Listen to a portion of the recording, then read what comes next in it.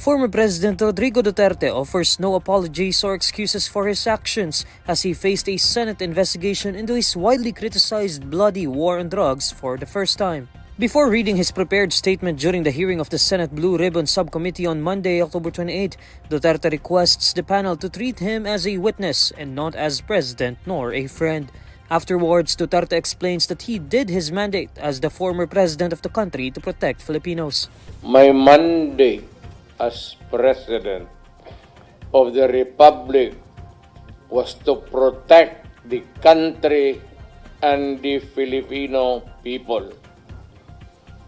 Do not question my policies because I offer no apologies, no excuses. I did what I had to do. And whether you believe it or not, I did it for my country. The former leader then defends his administration's anti-illegal drugs campaign, which resulted in the deaths of thousands of drug suspects. The war on illegal drugs is not about killing people. It is about protecting the innocent and the defenseless.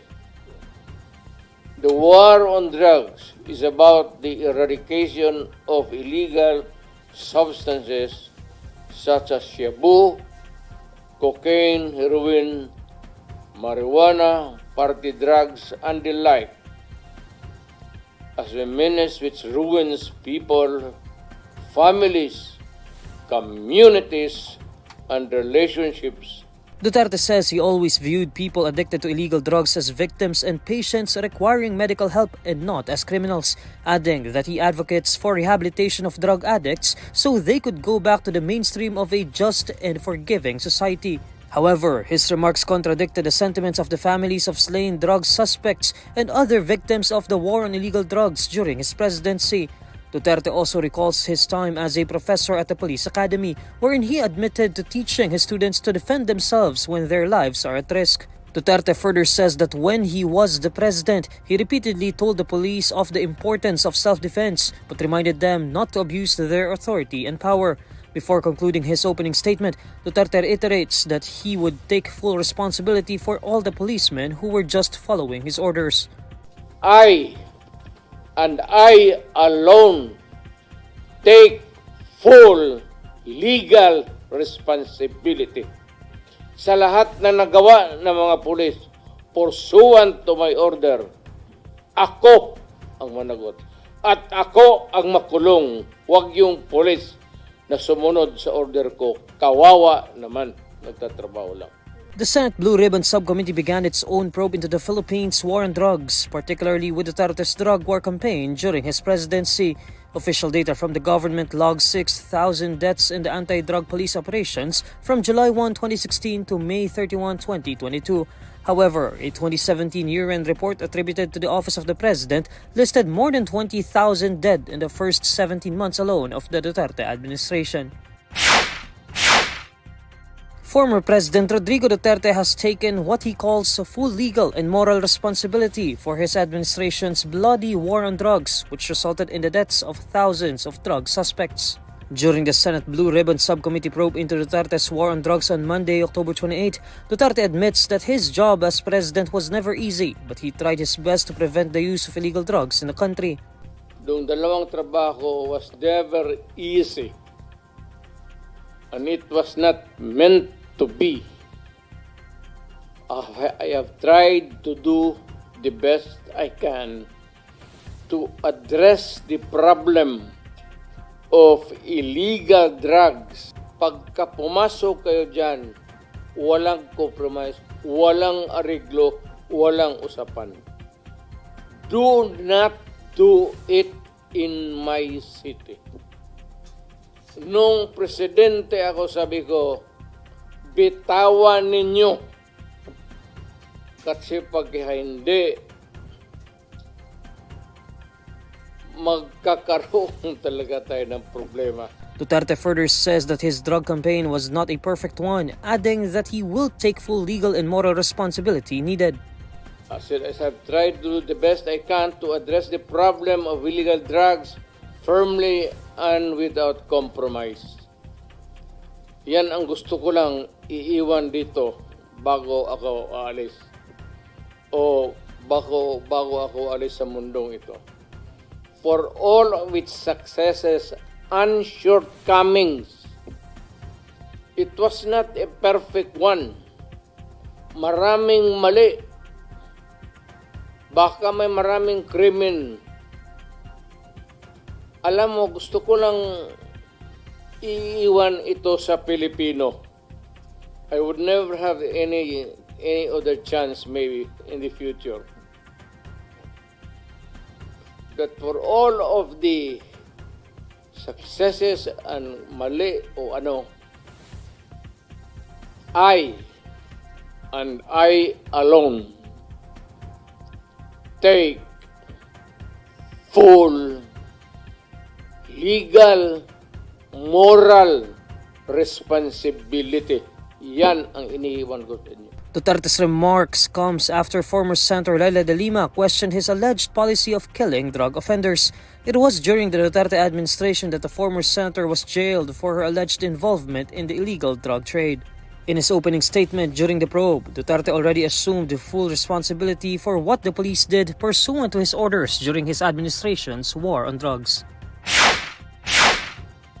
Face-to-face with former President Rodrigo Duterte, opposition Senator Risa Hontiveros makes a fiery remark emphasizing that there is no honor in punishment like tokhang. In her opening speech during the Senate probe into the previous administration's war on drugs on Monday, October 28, Hontiveros recalls how Duterte, in his cause-filled promises, repeatedly vouched that he would order the killing of his fellow Filipinos, quote, in accordance with his crooked understanding of peace and order. Hontiveros also asks why there were at least 122 children, including a 1-year-old child, who died due to Duterte's drug war. Hontiveros expresses hope that the Senate drug war probe would pave the way for the granting of justice to victims of extrajudicial killings as a result of Duterte's Oplan Tokhang. At sa lahat ng nagsasabi na ang war on drugs ay parusa daw para sa mga naliligaw ang landas, my message to you is this: there is no honor in punishment like tokhang. It should not be an honor to be called the Punisher when thousands of innocent people, including babies, have died in your name. Hindi kailanman ipagmamalaki ng mga Pilipino ang war on drugs na yan. Meanwhile, while reading his statement in the same hearing, former President Duterte says he did what he had to do as the president to protect Filipinos and the country during his administration's war on drugs. The Philippine Drug Enforcement Agency listed over 6,000 deaths in the anti-drug police operations from July 1, 2016 to May 31, 2022. However, a 2017 year-end report attributed to the Office of the President listed more than 20,000 dead in the first 17 months alone of the Duterte administration. The palace refutes former President Rodrigo Duterte's claims during a Senate hearing that crime remains rampant in the Philippines. In a statement on Monday, October 28, Executive Secretary Lucas Bersamin says there is no truth to Duterte's statement that crime remains rampant in the country. Duterte on Monday appeared before the Senate Blue Ribbon Subcommittee's probe into his administration's bloody drug war, dubbed as Oplan Tokhang.